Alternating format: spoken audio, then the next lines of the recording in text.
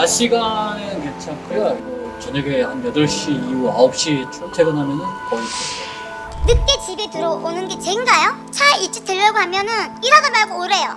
그 말입니까? 난제 중에 난제로 꼽히는 주차 지옥 속 대한민국. 2023년 새해에도 지난달 말 한 자동차 관련 커뮤니티에서 올라온 이중 주차와 불법 주차 관련 목격담이 화제가 되고 있는데요. 30년 된 구축 아파트 주차장에 주차된 이 두 차량에 대해 글쓴이는 수년째 알박기를 한다고 주장하고 있습니다. 두 차 중 한 차만 있을 때는 주차선을 밟고 주차를 하거나 바퀴가 빈 주차문 쪽으로 꺾여 있다는 건데요.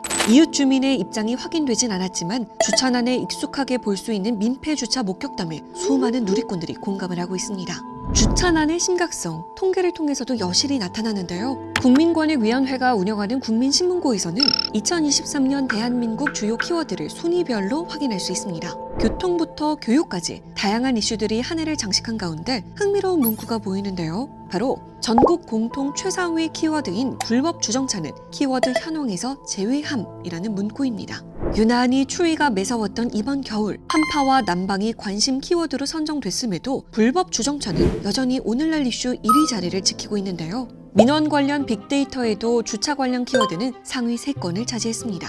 지난해 국민신문고에 접수된 민원도 1,465만여 건 중 340만여 건은 주차 민원 이슈였습니다. 평일 저녁 6시가 넘은 시각, 한 아파트 주차장에는 퇴근 시간이 무섭게 귀가 차량으로 붐비는데요. 잠깐 사이 만차가 된 주차장에 차량을 대지 못한 이들이 선택한 것은 이중 주차였습니다.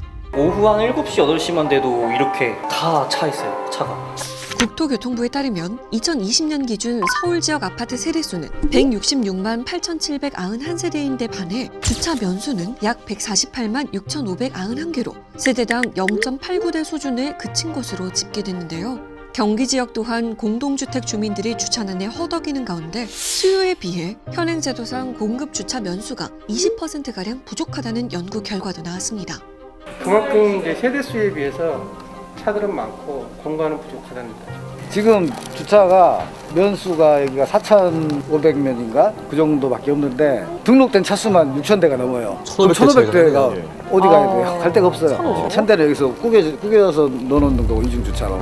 상황이 이렇다 보니 아파트마다 주차 문제를 두고 입주민 간 갈등이 이어지고 있는데요. 문제는 이런 이중주차, 불법 주차 문제가 안하무인 민폐로까지 이어지고 있다는 겁니다. 주민들과의 갈등을 일으키고 있는 민폐 주차, 어떤 유형이 있을까요? 주차구역 2칸을 차지하는가 하면요. 기존 주차 방향을 비틀어 정방향이 아닌 가로 혹은 사선으로 주차하는 유형도 있습니다. 경차나 장애인 구역 등 전용 주차 자리를 뺏는 건 다반사고요. 아까 이제 십자를 해놨는데 여기를 깔고 뭉기고 들어왔던 거예요. 차에 손을 대면 죽을 줄 알라 손해배상을 청구하겠다면서 적반하장 이중주차 차량에 협박성 쪽지를 남기기도 합니다. 이 중에서 무엇보다 주민들을 고통스럽게 하는 건 어떤 수단을 써도 민폐주차 차량의 주인과 연락이 닿지 않는다는 겁니다. 서울의 한 공동주택 주차장에서는 차량 한 대가 2개의 주차 공간을 무려 5일 동안 통째로 차지한 일도 있었는데요. 해당 차주는 주차뿐 아니라 새벽에 소음으로 이웃에게 피해를 준 것으로 나타났습니다. 끊이지 않는 주차난과 이웃 갈등에 주민들은 불편함을 겪을 뿐만 아니라 안전까지 위협받고 있는데요.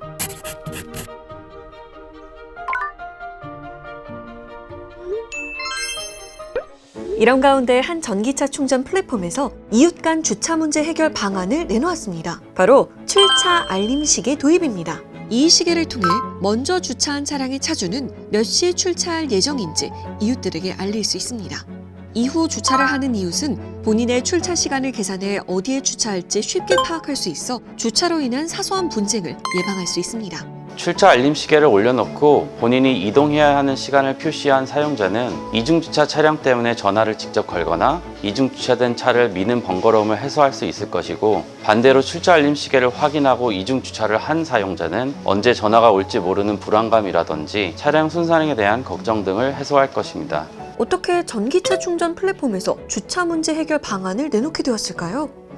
전기차 충전 플랫폼을 운영하는 과정에서 알게 된 사실이 있는데요. 전기차 충전기가 설치된 공간에 다른 입주민들이 주차를 하지 못하게 돼서 불편을 겪고 있다는 것입니다. 가뜩이나 주차 공간이 부족한 상황에서 전기차 충전기 설치로 입주민 간의 갈등이 생기게 된 거죠. 전기차 충전 플랫폼 플러그링크는 고객 경험을 최우선시하고 있습니다. 그리고 고객이라고 하면 전기차 차주뿐만이 아니라 잠재 고객인 입주민 전체라고 생각합니다. 그래서 전기차 차주의 충전 경험도 중요하지만 전기차 충전기가 설치된 그 공간을 함께 공유하고 있는 다른 입주민들의 경험도 중요하다고 생각하고 있습니다.